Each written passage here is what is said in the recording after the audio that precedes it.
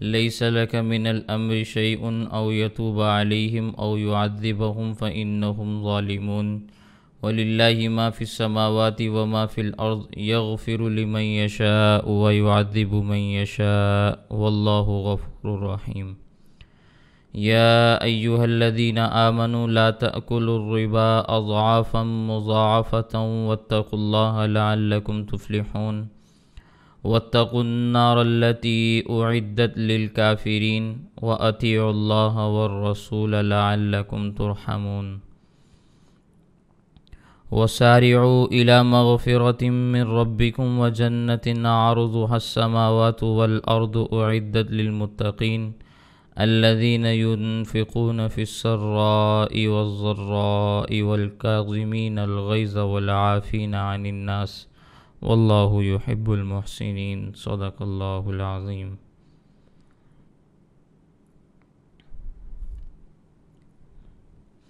لیس لک من الامر شیء، نہیں ہے تمہارے لیے اس معاملے میں کچھ بھی. او یتوب علیہم، یا تو اللہ تعالیٰ ان پر رجوع فرمائے. او یعذبہم، یا انہیں سزا دے دے. فإنہم ظالمون، تو بے شک فی الحال وہ ظالم ہیں. وَلِلَّهِ مَا فِي السَّمَاوَاتِ، اور اللہ ہی کے لیے ہے جو کچھ آسمان میں ہے. وَمَا فِي الْأَرْضِ، اور اللہ ہی کے لیے ہے جو کچھ زمین میں ہے.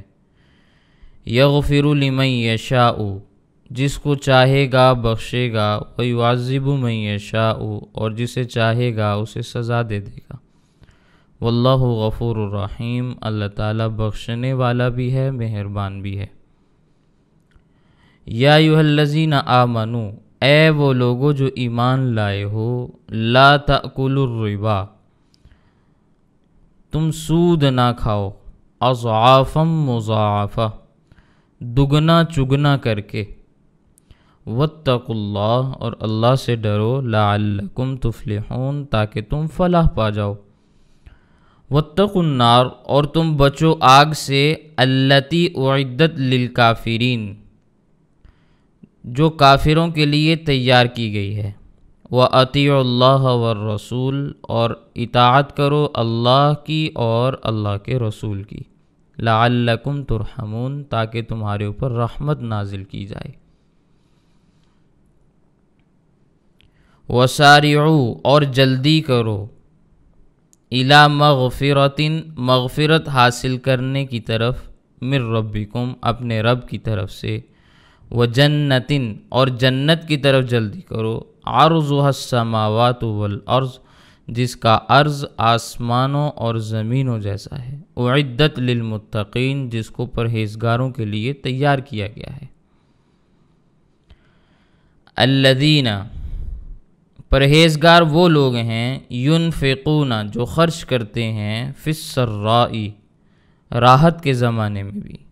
والضراء، تکلیف کے زمانے میں بھی. والکاظمین، اور پی جاتے ہیں. الغیظ، غصے کو.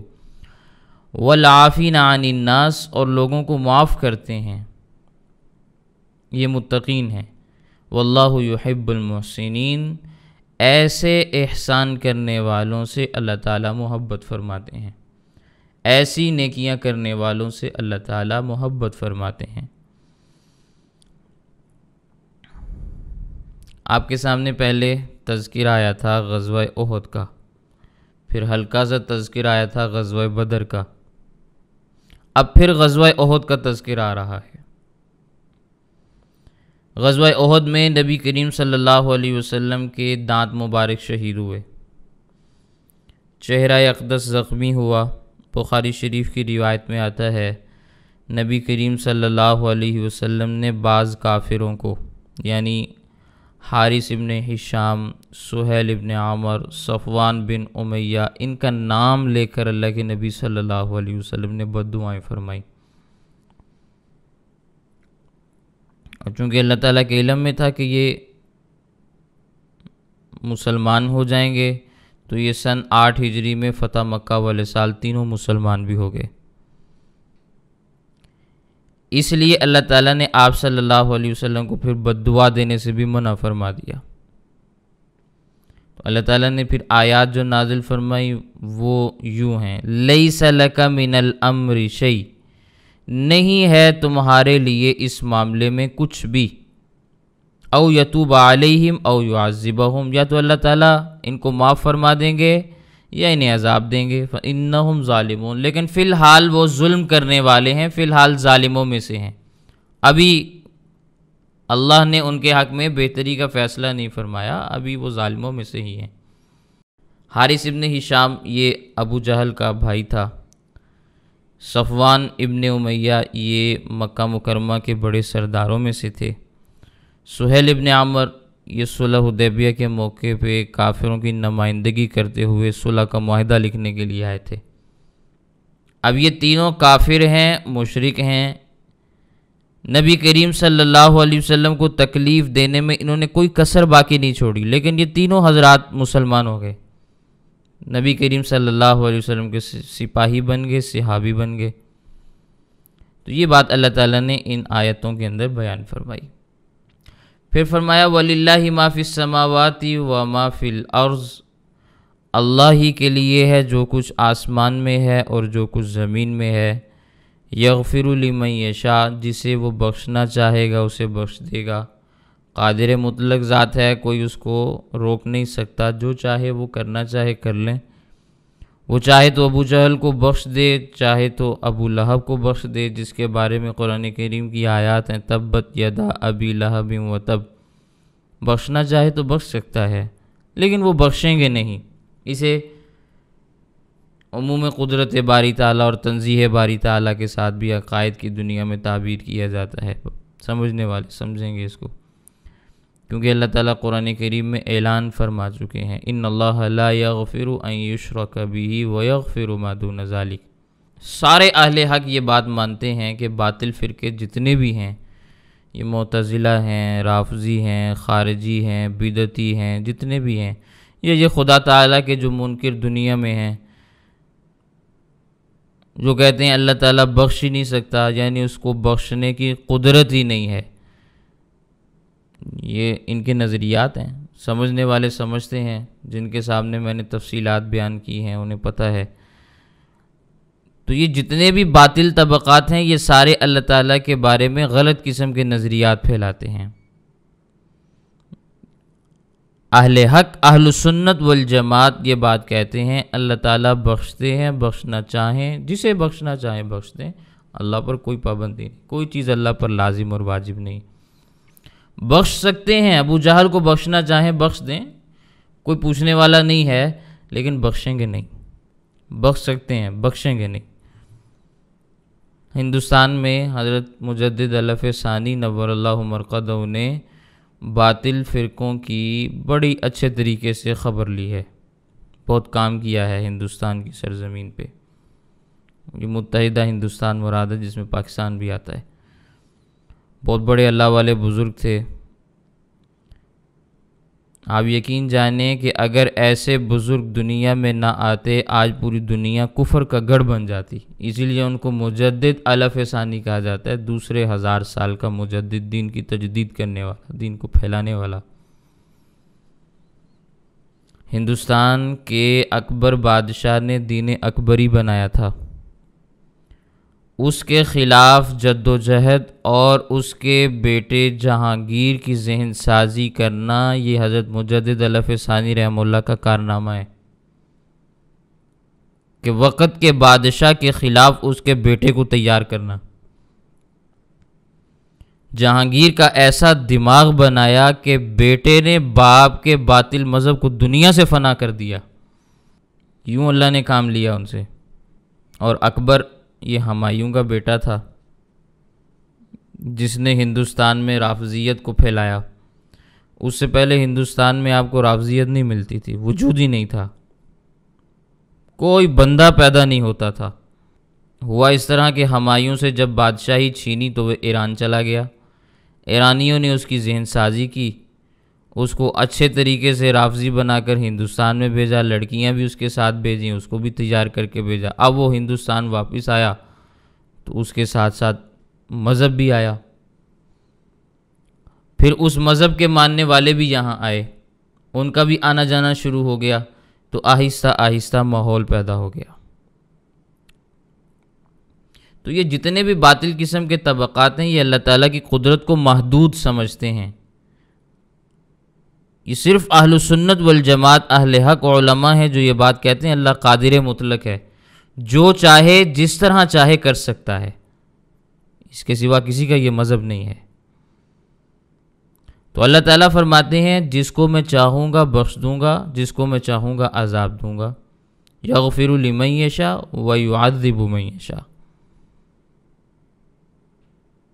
لیکن ساتھ ساتھ اللہ تعالیٰ نے یہ بات بھی بیان کی میں کس کو بخشوں گا، کس کو عذاب دوں گا۔ بخشوں گا اسے جو اہل ایمان ہے، اہل توحید ہیں،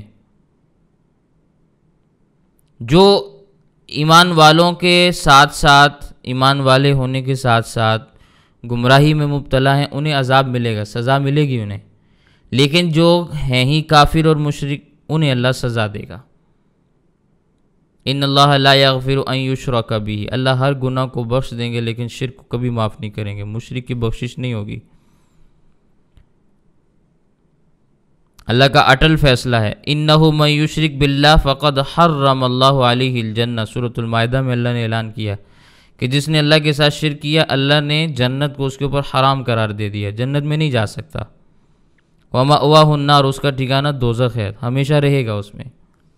لیکن ساتھ ساتھ یہ بھی بیان کر دیا اللہ تعالیٰ غفور بھی ہیں، رحیم بھی ہیں، بخشنے والے بھی ہیں، مہربان بھی ہیں۔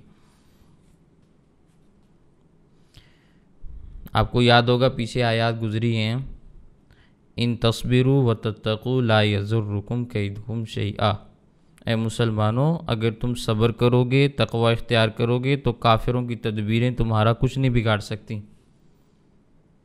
یہ بات بیان کی تھی۔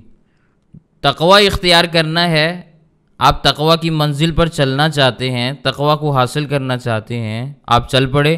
کیوں؟ آپ یہ سمجھتے ہیں کہ اللہ نے قرآن میں کہا تقوی اختیار کرو گے تو کافر تمہارے خلاف کبھی بھی غالب نہیں آئیں گے۔ کافروں کو مغلوب کرنے کے لیے آپ نے تقوی اختیار کرنا ہے۔ تو اب آپ تقوی کے راستے پر چل پڑے۔ تو تقوی کے راستے میں چلیں گے تو سب سے پہلی چیز ہے اکل حرام، آپ اس کو نہیں چھوڑیں گے، تقوی کبھی بھی نہیں اپنا سکتے۔ حلال کھانا، حرام سے اجتناب کرنا، یہ تقوی کی پہلی سیڑھی ہے۔ ایک آدمی اگر ایک لقمہ حرام کا کھاتا ہے، 40 دن 40 راتیں اس کی دعا قبول نہیں ہوتی، دعا کی قبولیت سے محروم ہو جاتا ہے۔ سنن ابی داؤد میں حدیث پاک موجود ہے، اگر کسی شخص کے جسم پر ایک کرتا ہے، اس کی مالیت مثال کے طور پر 10 دراہم ہے، ان میں سے 9 درہم حلال کے ہیں، 1 درہم حرام کا ہے، تو جب تک اس کے جسم کے اوپر یہ حرام کا لباس موجود رہے گا، اس کی نماز قبول نہیں ہوتی۔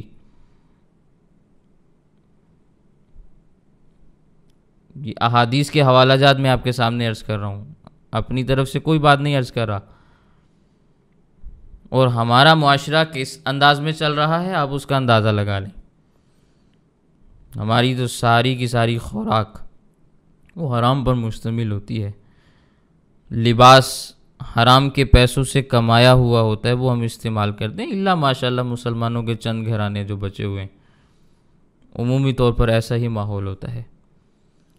تو یہ تقوی اختیار کرنے کا پہلا زینہ ہے، پہلا اصول ہے، پہلی سیڑھی ہے۔ اگر آپ نے تقوی اختیار کرنا ہے تو اکل حلال اس کو شروع کرو، حلال کھانا شروع کرو۔ مشتبہ لقمے کو بھی اپنے زبان سے حلق میں نہ جانے دو، کہ جس کے بارے میں آپ کو یہ یقین نہیں کہ پتہ نہیں یہ حلال کا ہے یا حرام کا، مشتبہ مال اشتباہ ہے، اس کو بھی کھانا آپ چھوڑ دو۔ حرام تو دور کی بات ہے، وہ کیسے کھائیں گے آپ؟ تو اللہ تعالیٰ فرماتے ہیں یا ایھا الذین آمنوا، اے وہ لوگو جو ایمان لائے ہو، لا تاکلوا الربا، سود نہ کھانا، اضعافا مضاعفہ، دگنا چگنا کر کے۔ سود کو ہم نے حرام قرار دے دیا ہے، اس لیے سود نہ کھانا۔ کتنے صاف اور واضح الفاظ ہیں، حرم الربا، ہم نے سود کو حرام قرار دے دیا ہے۔ لیکن ہمارے وزراء کیا کہتے ہیں، ہمارے اقتدار کے اوپر قابض افراد کیا کہتے ہیں، افسران، سود حرام نہیں ہے۔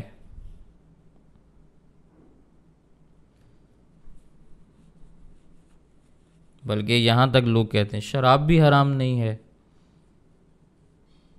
یہاں تک لوگ کہتے ہیں کہ شراب بھی حرام نہیں ہے، کیونکہ قرآن پاک میں اس کی حرمت کا ذکر نہیں آیا۔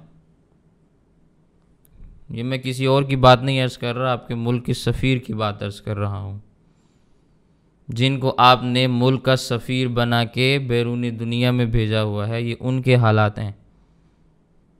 اب اس قسم کے افراد آپ کے ملک کے نمائندے بن کے دنیا میں جائیں گے، کیا اسلام کا نام روشن کریں گے؟ کیا اسلامی مملکت کا وہاں پہ نقشہ قائم کریں گے؟ کیا اثرات ہوں گے دنیا کے اوپر ان کے، جو یہ کہیں شراب بھی حرام نہیں، جو یہ کہیں کہ سود بھی حرام نہیں؟ ان سے تو یہ توقع کی جا سکتی ہے کل کو یہ بھی کہیں گے کہ خنزیر بھی حرام نہیں، اسے بھی حلال سمجھیں گے۔ اسی وجہ سے ہمارے وزراء، ہمارے افسران شراب کے نشے میں لت پت ہوتے ہیں، خدا خوفی ان کے قریب بھی نہیں آتی، انہیں کسی چیز سے کوئی فرق نہیں پڑتا، اس لیے کہ حرام میں مبتلا ہونے کی وجہ سے ساری چیزیں ختم ہو جاتی ہیں۔ ایمان کی جو تھوڑی بہت رمق ہوتی ہے وہ بھی چلی جاتی ہے۔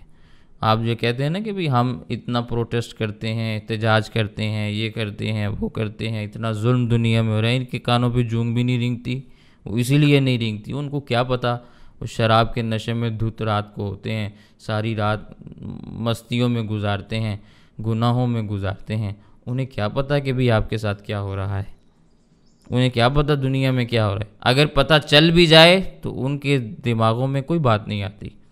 تو ہمارے یہاں حکومتوں کا حال ایسے ہے جیسے حضرت شیخ سعدی شیرازی رحمہ اللہ فرمایا کرتے تھے، بہت بڑے بزرگ اللہ والے گزرے ہیں، آج بھی ان کی کتابیں پڑھی اور پڑھائی جاتی ہیں۔ وہ کہیں جا رہے تھے، سردی کا زمانہ تھا، ہاتھ میں ان کے لاٹھی بھی نہیں تھی، پیچھے ان کے کتے پڑ گئے۔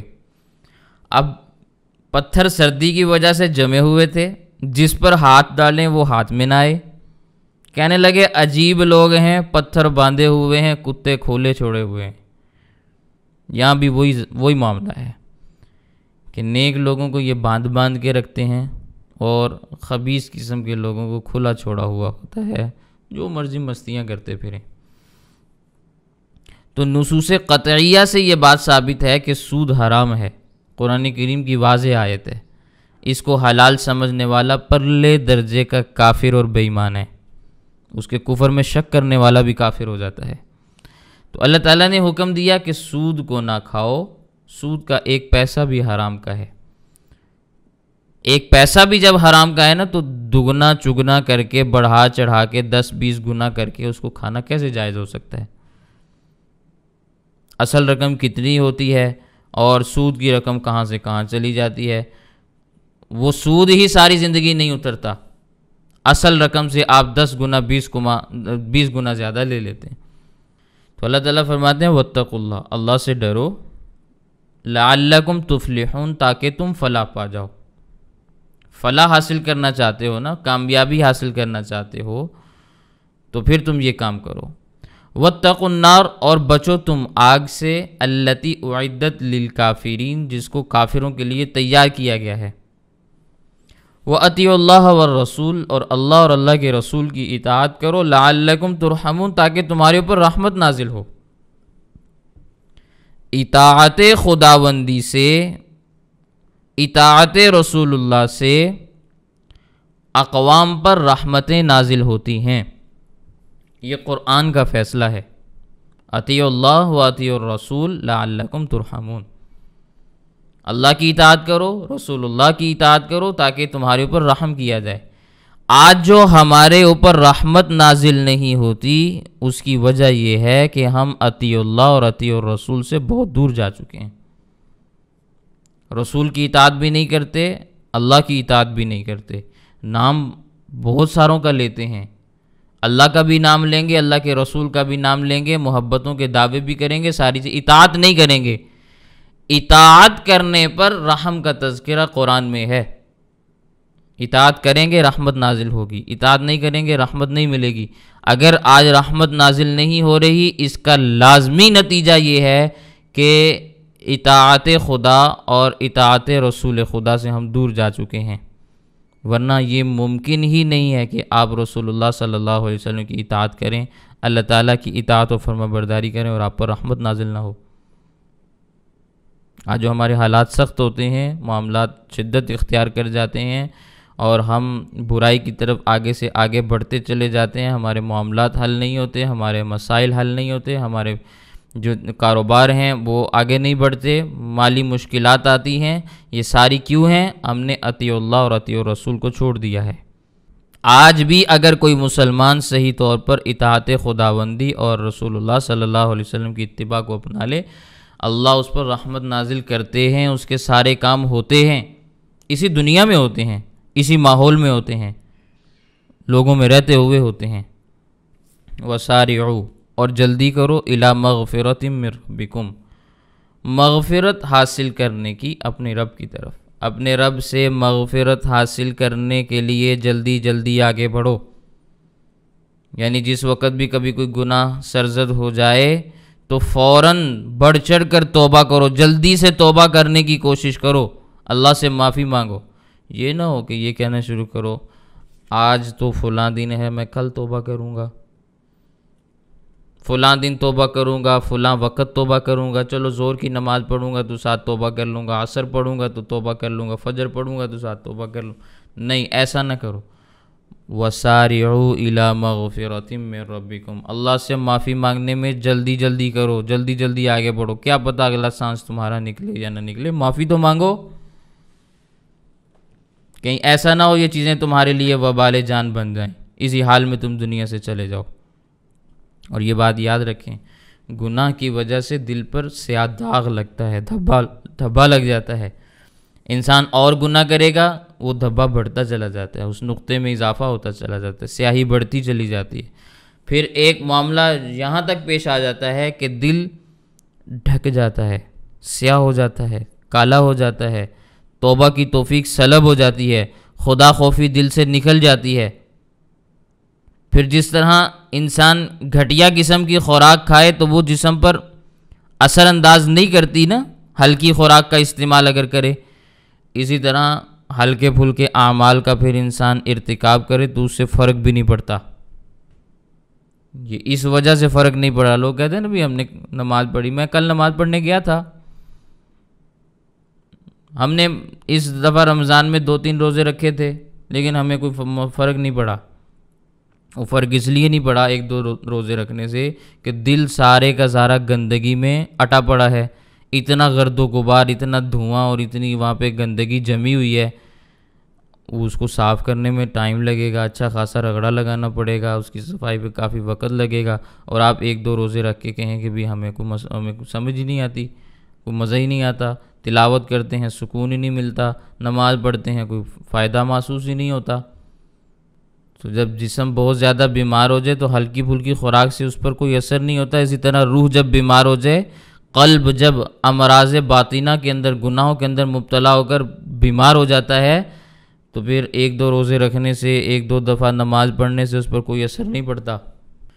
وَسَارِعُوا إِلَى مَغْفِرَةٍ مِّن رَبِّكُمْ وَجَنَّةٍ عَرْضُهَا السَّمَاوَاتُ وَالْأَرْضُ، اور جنت کی طرف جلدی کرو، پہلے توبہ کی طرف، ظاہر ہے جس نے توبہ جلدی جلدی کر لی، اللہ سے معافی مانگ لی، اللہ سے اپنا معاملہ صاف کر لیا، وہ تو کامیاب ہو گیا نا، اب تو اس نے جنت میں جانا ہے، تو پھر اس جنت کی طرف بھی جلدی بڑھو۔ عرضها السماوات والارض، جس کا عرض، چوڑائی زمین اور آسمان جتنی ہے، زمین اور آسمان کی چوڑائی کتنی ہے آج تک کوئی نہیں ناپ سکا، کوئی نہیں ناپ سکا، جنت کی چوڑائی بھی آپ نہیں ناپ پائیں گے، اتنی بڑی، اتنی وسیع و عریض اللہ تمہیں جنت عطا فرمائیں گے، جتنا زمین اور آسمان کی لمبائی ہے، جتنی زمین اور آسمان کی چوڑائی ہے، اس سے بڑی اللہ مسلمان کو جنت عطا فرمانے والے ہیں۔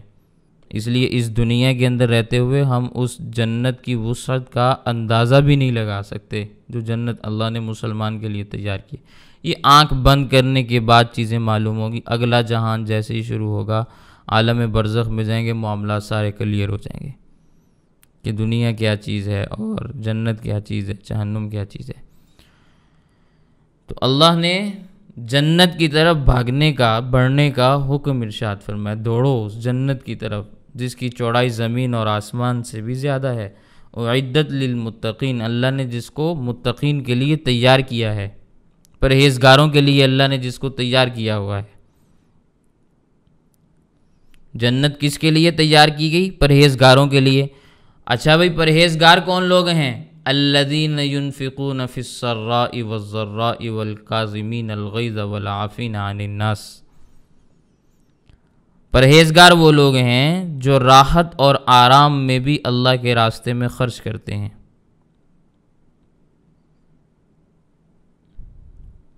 راحت ہے، مال کی وسعت ہے، فراوانی ہے، تو بھی اللہ کے راستے میں دے رہے ہیں۔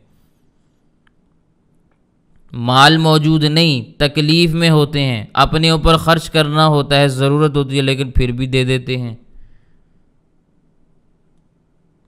پھر بھی دوسروں کی ضرورت کو پورا کر دیتے ہیں، اللہ کے راستے میں صدقہ اور خیرات کر دیتے ہیں۔ زکوٰۃ واجب تھی، دے دی، پیسوں کی ضرورت تھی لیکن پھر بھی زکوٰۃ ادا کر دی، پیسے چاہیے تھے لیکن پھر بھی قربانی کر دی، اللہ کے راستے میں مال کو خرچ کر دیا۔ تکلیف تو ہوئی اس پر، تکلیف اس پر ہوئی، لیکن ایسے افراد کون سے افراد کہلاتے ہیں؟ جو پرہیزگار ہیں، جو متقین ہیں، یہ وہی کام کرتے ہیں، اس کے علاوہ کسی کو یہ توفیق نصیب نہیں ہوتی۔ تو یہ متقین کی صفات ہیں کہ متقین وہ لوگ ہیں جو راحت اور آرام میں اور تنگ دستی کے ایام میں اللہ کے راستے میں خرچ کرتے ہیں۔ کیا خرچ کرتے ہیں؟ جو اللہ نے ان کو دیا اسے خرچ کرتے ہیں۔ اللہ نے مال دیا تو مال خرچ کرتے ہیں، علم دیا تو علم کو لوٹاتے ہیں، طاقت دی تو طاقت کا استعمال کرتے ہیں اللہ کے راستے میں۔ وَالْكَاظِمِينَ الْغَيْظَ، غصے کو پی جاتے ہیں، غصے کو پی جاتے ہیں، لیکن کہاں غصے کو پیتے ہیں؟ جہاں غصے کو پی جانا چاہیے وہاں پیتے ہیں۔ یہ نہیں کہ جہاں غصے کو پی جانا چاہیے وہاں غصے کا اظہار کر لیتے ہیں، جہاں غصے کا اظہار نہیں کرنا وہاں غصہ۔ عجیب معاملہ ہو جاتا ہے، الٹ معاملہ چل جاتا ہے پھر۔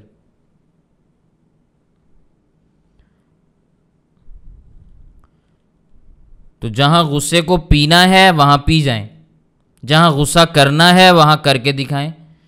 دین کے معاملے میں، شریعت کے معاملے میں، حدود اللہ کے معاملے میں غصہ کر کے دکھاؤ کہ خبردار اگر کسی نے ایسا کیا ہم اس کے ساتھ یہ کر دیں گے وہ کر دیں گے۔ حدود اللہ کو نہیں توڑنا۔ اگر تم حدود اللہ کو پامال کرو گے ہم تلوار سے تمہاری گردن اڑا دیں گے۔ غصہ کر کے دکھاؤ، حدود اللہ کا مسئلہ ہے، شریعت کا مسئلہ ہے، اسلام کا مسئلہ ہے، تمہارا ذاتی مسئلہ نہیں۔ تمہیں کسی نے گالی دے دی، تمہیں غصہ آ گیا، خاموش ہو جاؤ، غصہ پی جاؤ۔ تمہارے اوپر کسی نے الزام لگا دیا، کوئی بات نہیں، غصہ پی جاؤ۔ کوئی بات تمہارے مزاج کے خلاف ہو گئی، کھانا مزاج کے خلاف بن گیا، کوئی بات نہیں، غصہ آیا، پی جاؤ۔ تو جہاں غصہ کر کے دکھانا ہے وہاں غصہ کر کے دکھانا پڑے گا۔ یہ تقویٰ کی علامات ہیں، یہ نہیں کہ ہر جگہ غصہ پینا شروع کر دو۔ ہمارے ہاں یہ چیزیں بہت چلتی ہیں، جو نرمی دکھانے پہ آتے ہیں وہ اتنے نرم ہو جاتے ہیں، اتنے نرم ہو جاتے ہیں کہ ہر ایک کے لیے نرم ہو جاتے ہیں، اور جو گرم ہونے پہ آتے ہیں وہ اتنے گرم ہو جاتے ہیں، اتنے گرم ہوتے ہیں کہ آپ بھی ان کو ہاتھ نہیں انگلی بھی نہیں لگا سکتے۔ اپنے کیا غیر، کیا گھر والے، کیا باہر والے، سب ان کے لیے ایک جیسے ہو جاتے ہیں۔ نہیں، جہاں نرم ہونا ہے وہاں نرم ہو کے دکھائیں، جہاں گرم ہونا ہے وہاں گرم ہو کے دکھائیں، جہاں غصہ کرنا ہے وہاں غصہ کر کے دکھائیں، جہاں غصہ نہیں کرنا، پینے کا حکم وہاں پی کے دکھائیں۔ یہ ہے تقویٰ، یہ ہے متقین، یہ ہیں پرہیزگار لوگ۔ یہ چیزیں پریکٹس سے حاصل ہوتی ہیں، یہ نہیں کہ آپ نے زبان سے کہہ دیا تو آپ کو یہ چیزیں حاصل ہو جائیں۔ عملی طور پر کوشش کرنے سے یہ چیزیں حاصل ہوتی ہیں۔ لیکن یہ تقوی کے لوازمات میں سے ہے، تقوی کے لوازمات میں تقوی اختیار کرنا ہے تو غصے کو پینا پڑے گا۔ آج لوگ کہتے ہیں ہمیں غصہ بڑا آتا ہے، ہم سے بات برداشت نہیں ہوتی، لیکن یہ غصہ بھی بڑا چالاک ہوتا ہے، کبھی بھی طاقتور کے اوپر نہیں آتا۔ جہاں سے پتہ ہو نا کہ ایک تھپڑ لگے گا آگے سے اور میں نے وہ کلا بازیاں کھاتے ہوئے وہ دوسری منزل میں جا کے گرنا ہے، تو وہاں غصہ نہیں آتا۔ بڑا ہوشیار، بڑا چلاک غصہ ہے۔ غصہ آئے گا ماں باپ کے سامنے، وہ بیچارے کچھ نہیں کہہ سکتے آپ کو، آپ آگے سے چڑھتے ہیں۔ غصہ آئے گا کمزوروں کے ساتھ کہ کمزوروں کے اوپر چڑھ چڑھ کے بولیں گے، طاقتور کے سامنے نہیں بولیں گے، طاقتور کے سامنے میٹھی میٹھی ہی کر کے بولیں گے، الگ انداز ہوگا ایک۔ دل میں کوئی بھی بات ہو لیکن اظہار نہیں ہونے دیں گے اس کا۔ تو اگر آپ نے تقوی کو اختیار کرنا ہے تو غصے کو پی جانے والا عنصر پیدا کریں۔ بہت سارے معاملات میں غصہ آتا ہے، ہمیں بھی آتا ہے، سبھی کو آتا ہے، لیکن معاملہ یہ ہے کہ غصے کو پی جانا، غصے کو پی جانا یہ بہت ضروری بات ہے۔ بسا اوقات اصلاحی معاملات ہوتے ہیں نا، تو کسی کی کوئی برائی سامنے آ جاتی ہے، کسی کی کوئی بات سامنے آ جاتی ہے، بہت غصہ چڑھتا ہے، بہت غصہ چڑھتا ہے کہ میں ایک بات سمجھا چکا ہوں، سمجھانے کے بعد بڑے پیارے انداز میں سمجھا چکا ہوں، لیکن پھر بھی لوگ نہیں سمجھتے۔ اب اس پہ غصہ آنا چاہیے کہ نہیں آنا چاہیے؟ آنا چاہیے، لیکن کیا کریں، یہاں غصہ پینا پڑے گا، پینا پڑے گا۔ ایمان والے ہیں، نیک لوگ ہیں، متقین ہیں، کوئی جملہ ایسا نہیں کہہ سکتے جس کی وجہ سے وہ دور ہٹ جائیں، تو غصہ پینا پڑتا ہے۔ کافر تو ہے نہیں، لیکن اس کا یہ مطلب نہیں کہ غصہ نہیں آتا، آتا ہے۔ ہمارے حضرت دنیا سے چلے گئے حضرت سید جاوید حسین شاہ صاحب نور اللہ مرقدہ، ان کے صاحبزادے ہیں، وہ ہمارے ساتھ بیٹھے ہوئے تھے۔ ان کی جو اہلیت ہیں حضرت کی، وہ ہیں احراری۔ مجلس احرار اسلام کا کسی نے نام سنا ہوگا، پاکستان کی تاریخ میں، ختم نبوت کی تاریخ میں، اس ملک کے اندر، ہندوستان کے اندر ایک بہت بڑی جماعت کسی زمانے میں کام کرتی، آج بھی اس کا وجود ہے لیکن بہت محدود ہوتا ہے۔ کسی زمانے میں بڑی پاورفل جماعت تھی۔ تو احراریوں کا غصہ بڑا معروف اور مشہور تھا، بڑے جذباتی قسم کے لوگ تھے، بڑے غصے والے تھے، انگریز کے خلاف تحریکیں چلاتے رہے۔ تو حضرت کی جو اہلیہ تھیں وہ تھیں احراری۔ ان کے والد صاحب تھے مولانا فضل الرحمن لدھیانوی نور اللہ مرقدہ، ہندوستان کے بہت بڑے بزرگ گزرے، تو ان کی صاحبزادی تھیں، وہ احرار کے تھے اور احرار کے پنجاب کے بڑے سربراہوں میں سے تھے۔ تو شاہ صاحب فرماتے ہیں کہ بھی ہمیں بھی بڑا غصہ آتا تھا، جذبات بھی تھے، لیکن ہمارے حضرت بڑے نرم دل تھے، بہت زیادہ۔ تو کہتے بار بار حضرت فرماتے تھے ٹھیک ہے غصہ کیا کرو لیکن آواز نہ بلند کیا کرو، غصہ کیا کرو آواز نہ بلند کیا کرو، اونچی آواز سے چیخا نہ کرو، چلایا نہ کرو۔ جب بھی غصہ کرنا، بچے تھے وہ، تو جب بھی غصہ آ جانا تو کہتے تھے بھی تمہارے مزاج میں غصہ ہے، تمہاری ماں احراری ہے، تو غصہ وہاں سے آیا ہے، جذبات تمہارے جلدی بھڑکتے ہیں، لیکن کوشش کیا کرو کہ آواز نہ بلند ہونے دیا کرو۔ کہتے ہیں بار بار حضرت نے یوں ہی سمجھانا، ہمارے اندر سے غصہ ہی نکل گیا، غصہ ہی نکل گیا۔ یہ اللہ والے ایسے سمجھاتے ہیں، بار بار سمجھایا، بار بار آواز نہ اونچی کیا کرو، غصہ کرو آواز نہ اونچی کرو، غصہ ختم ہو گیا۔ تو ایمان والے غصے کو پی جاتے ہیں، یہ تقوی کی علامات میں سے ہے۔ غصے والی بات پر غصہ نہ آنا یہ قابل تعجب بات ہے، لیکن اس غصے کے اوپر کنٹرول نہ ہونا یہ اس سے بھی بڑی قابل تعجب بات ہے۔ یہ کیسا ایمان والا ہے کہ اس کو اپنے غصے پر کنٹرول نہیں ہے؟ غصے والی بات پہ غصہ نہ آئے۔ آپ گرمی کے اس موسم میں، ہمارے یہاں گرمی ہے، گرمی کے اس موسم میں اس وقت آپ باہر سڑک کے اوپر جا کے کھڑے ہو جائیں اور آپ کو پسینہ نہ آئے، قابل تعجب بات ہے کہ نہیں ہے؟ کہ کیسی شدت کی گرمی ہے، آپ کو پسینہ نہیں آ رہا، بھی اپنے جسم کا علاج کرواؤ، تمہارے جسم میں کیا خرابی ہے؟ غصے والی بات پہ غصہ نہیں آ رہا، تم اپنے ایمان کی خیر مناؤ، تمہارے اندر ایمان بھی ہے کہ نہیں ہے، تمہیں غصہ ہی نہیں آ رہا۔ مسئلہ یہ ہے کہ غصہ آ جانے کے بعد اس کا اظہار کیسے ہوتا ہے، یہ دوسرا پوائنٹ ہے۔ کنٹرول کیسے ہوتا ہے، یہ سمجھنے والی بات ہے، اس کے لیے محنت اور مجاہدہ کرنا پڑتا ہے۔ تو ایمان والے غصے کو پی جاتے ہیں، غصہ ایمان والوں کو آتا ہے لیکن پی جاتے ہیں۔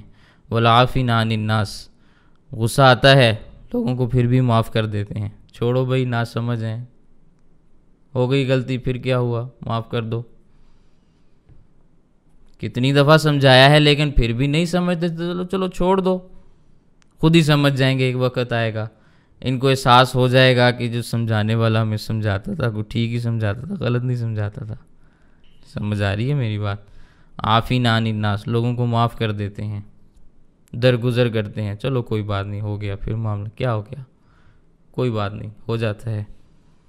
واللہ یحب المحسنین، ایسے احسان کرنے والوں کے ساتھ اللہ تعالی محبت فرماتے ہیں، ایسے کام کرنے والوں کے ساتھ اللہ تعالیٰ پیار والا معاملہ فرماتے ہیں۔ تو الذین ینفقون فی السراء، پرہیزگار وہ لوگ ہیں جو راحت اور آرام میں بھی اللہ کے راستے میں خرچ کرتے ہیں، والضراء، جب تکلیف میں ہوتے ہیں تب بھی اللہ کے راستے میں خرچ کرتے ہیں، والکاظمین الغیظ، غصے کو پی جاتے ہیں۔ یہ اللہ نے مسلمانوں کی ایک صفت بیان فرمائی ایمان۔ ہاں، قرآن کریم کی دوسری آیات دیکھیں گے آپ کو بات سمجھ میں آئے گی۔ اشداء علی الکفار رحماء بینہم، غصہ آتا ہے، کافروں کے مقابلے میں بڑے شدید قسم کے حملے کرتے ہیں، بڑی شدت کے ساتھ ان کا مقابلہ کرتے ہیں، ان کے خلاف کھڑے ہو جاتے ہیں۔ رحماء بینہم، آپس میں بڑی رحم دلی کا مظاہرہ کرتے ہیں، آپس میں بڑے نرم ہیں، کافروں پر سخت ہیں، آپس میں مہربان ہیں۔ لیکن یہ تب ہے جب مومن ہو، جب مومن ہو، مومن ہو نا۔ اگر مومن غلطی پر ہے، اپنی غلطی تسلیم کرنے کے لیے تیار بھی نہیں ہے، تو اس پر سختی جائز ہے مناسب حد تک۔ آدمی اپنی غلطی تسلیم کرتا ہے، میری غلطی ہے، تو اب اس کے ساتھ نرمی والا معاملہ کرو۔ اگر کوئی غلطی کو تسلیم کرنے سے ہی اڑا ہوا ہے کہ نہیں میں نے غلط کام کیا ہی نہیں، اب اس کے ساتھ تھوڑی سی سختی کرنی چاہیے، یہاں سختی کرنا کوئی گناہ نہیں ہے۔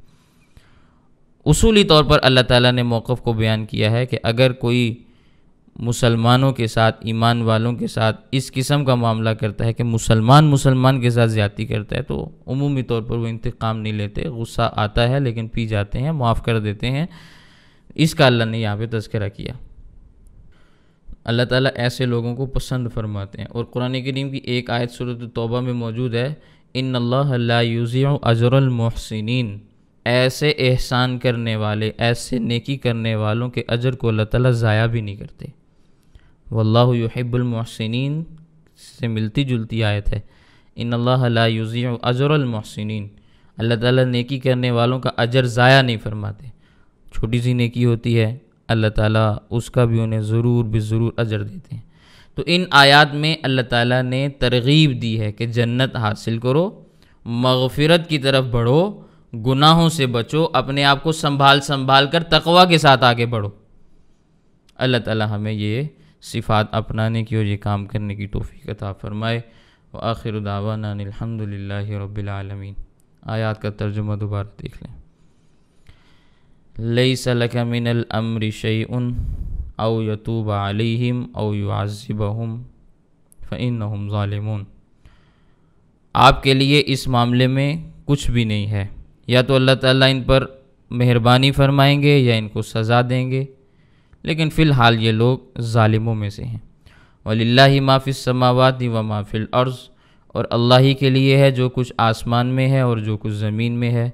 یغفر لمن یشاء ویعذب من یشاء، اللہ تعالیٰ جس کو چاہیں گے مغفرت فرمائیں گے، جس کو چاہیں گے عذاب میں مبتلا فرمائیں گے۔ واللہ غفور الرحیم، اللہ تعالیٰ بخشنے والے بھی ہیں، مہربان بھی ہیں۔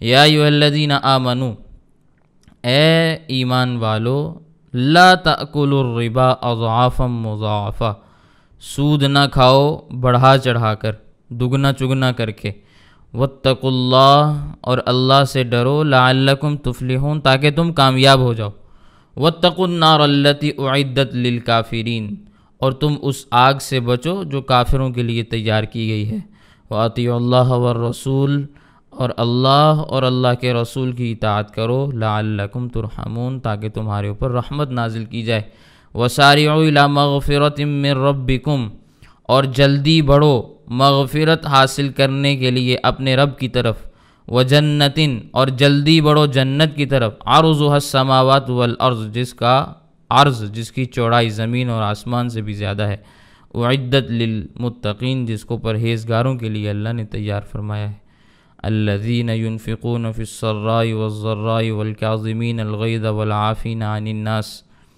پرہیزگار وہ لوگ ہیں جو خرچ کرتے ہیں راحت اور آرام میں بھی، تکلیف میں بھی، اور غصوں کو پی جاتے ہیں اور معاف کرتے ہیں لوگوں کو، واللہ یحب المحسنین اور اللہ تعالیٰ نیکی کرنے والوں کے ساتھ محبت والا معاملہ فرماتے ہیں۔